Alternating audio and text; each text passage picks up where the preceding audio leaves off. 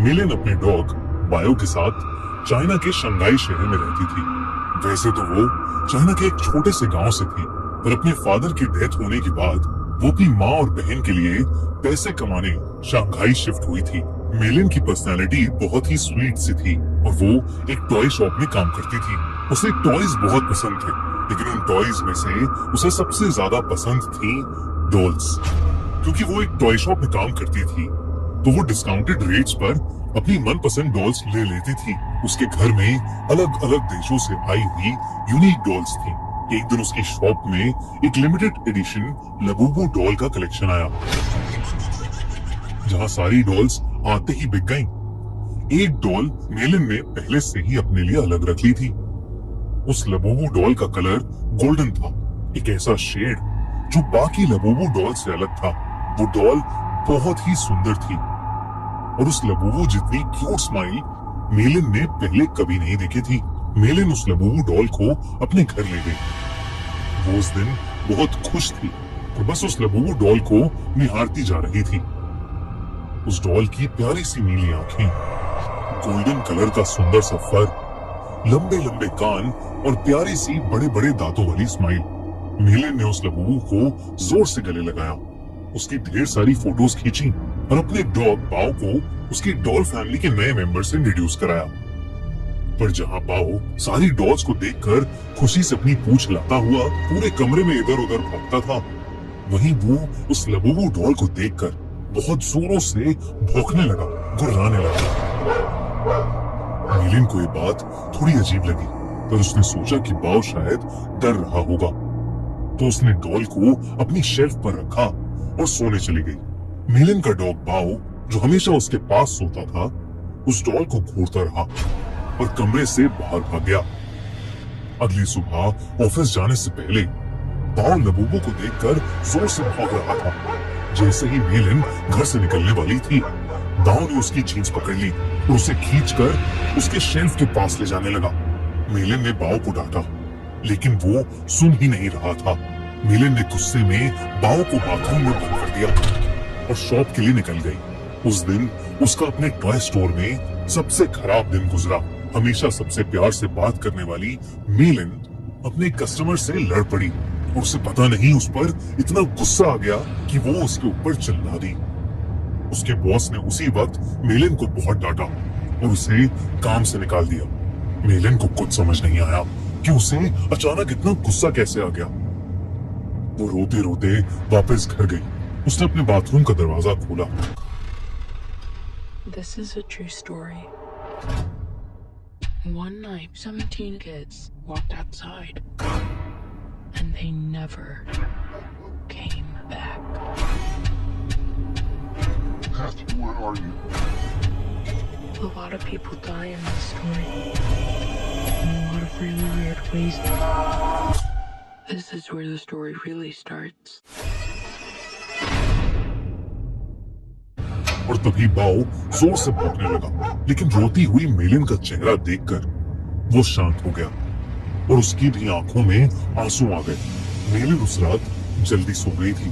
सोते हुए उसे किसी की हंसी सुनाई दी, एक अजीब सी हंसी जो उसने कभी नहीं सुनी थी।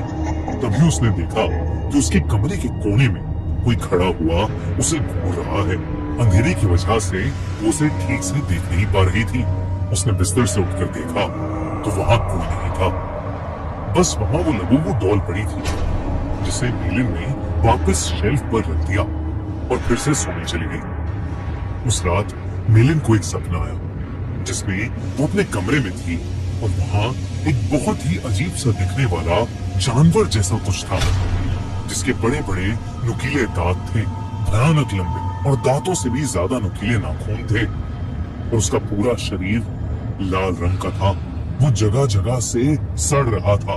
धीरे धीरे वो मेलिन के पास आ गया और उसका गला घोटने के लिए आगे बढ़ा। मेलिन डर के मारे जोर से चिल्लाई और वो जानवर उससे ज्यादा जोर से एक भयानक हंसी हंसने लगा और उसने अपने नुकीले पंजों से मेलिन पर अटैक कर दिया। डर के मारे मेलिन की आंख खुल गई, लेकिन तब उसने देखा कि वो लबूबू डॉल उसके ऊपर बैठी है। मेलिन की चीख निकल गई उसकी चीख सुनकर उसका कुत्ता बाओ भागता हुआ कमरे में आ गया। मेलिन को समझ नहीं आया कि वो लबूबू डॉल जिसे उसने सोते हुए शेल्फ पर रखा था वो उसके बेड पर कहां से आ गई।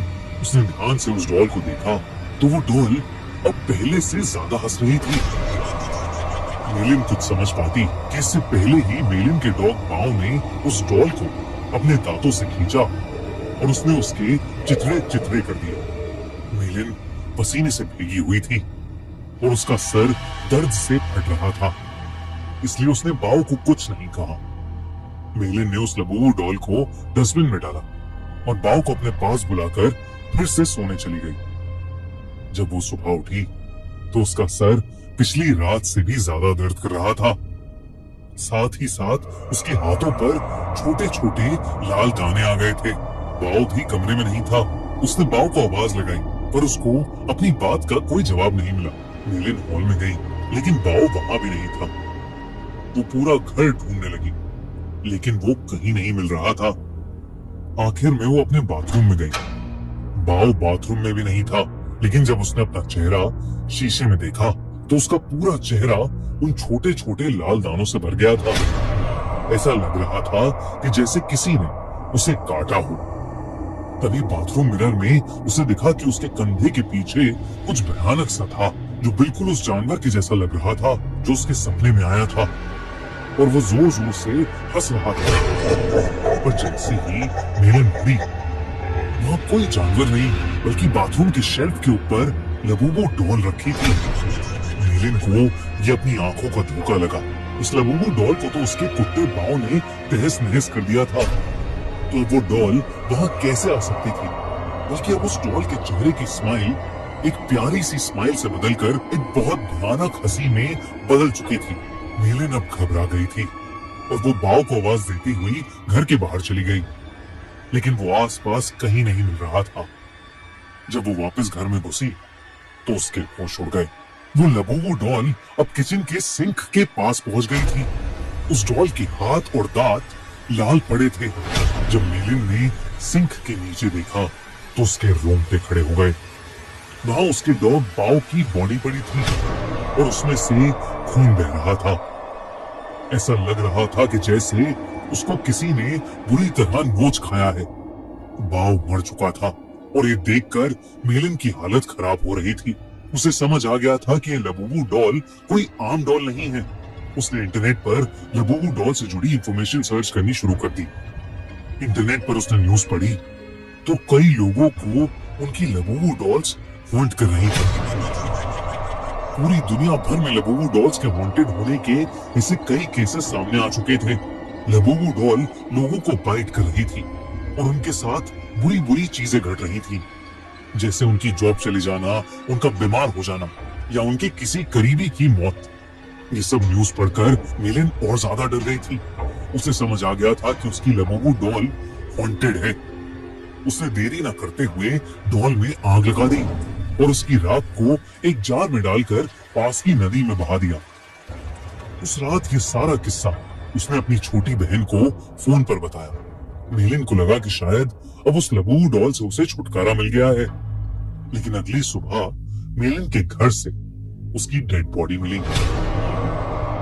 और उसकी बॉडी के पास वही लबूबू डॉल पड़ी थी, जिसे उसकी टॉय स्टोर में काम करने वाली एक फ्रेंड अपने साथ ले गई। आजकल कुछ लोग इंटरनेट पर ये भी कह रहे हैं कि लबूबू डॉल एक बहुत ही खतरनाक और एक इविल डीमन पज़ुज़ू का दूसरा रूप है। कई कंट्रीज में इन्हीं इंसिडेंट्स के चलते लबूबू को बैन कर दिया गया है, तो कई जगह लबूबू पर प्रीस्ट ने एक्सॉर्सिज्म भी किए हैं। दोस्तों, आपको क्या लगता है, क्या लबूबू डॉल सच में कर्स्ड है? क्या उसमें सच में एक डीमन है या ये सब बस एक